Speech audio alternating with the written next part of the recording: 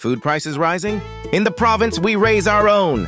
Native chickens and backyard pigs. Fresh, local, and right in your backyard. You wake up to the sound of clucking hens and snorting pigs. It's your backyard. Not a farm, but it feeds your family. Out here in the province, you don't need to run to the market every day. Your native chickens give you fresh eggs. Your pigs grow steadily for future income or food. It's simple living, but smart living. In times of crisis or rising prices, you don't panic.